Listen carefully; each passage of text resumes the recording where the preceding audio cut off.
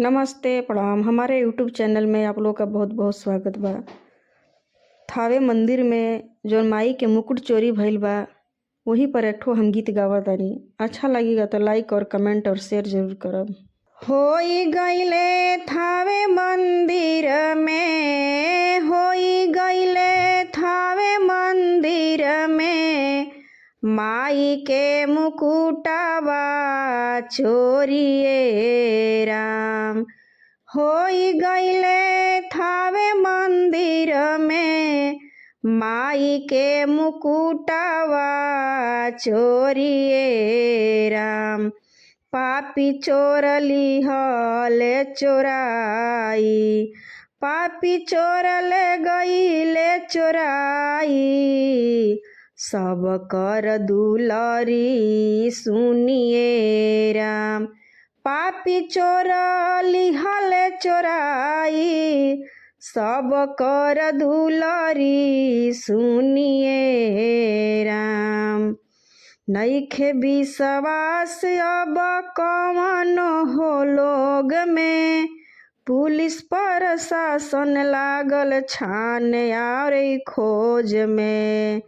नइखे विश्वास अब कवन हो लोग में, पुलिस प्रशासन लागल छान और खोज में।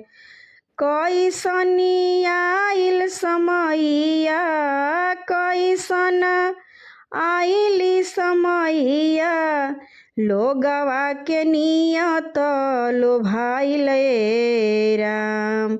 कैसन आइली समैया, लोगवा के नियत लोभाइले राम। पापी चोर ले गईले चोराई, सब कर दुलरी सुनिए राम। पापी चोर ले गईले चोराई, सब कर दुलरी सुनिए राम। सच बात कहीं सुनी बतियाई साच हो, उठ गईल सब पर सुन विश्वास हो। सच बात कहीं सुन बतियाई साच हो, उठ गईल सब पर सुन विश्वास हो। होई गईले थावे मंदिर में, होई गईले थावे मंदिर में, माई के मुकुटवा चोरिए राम।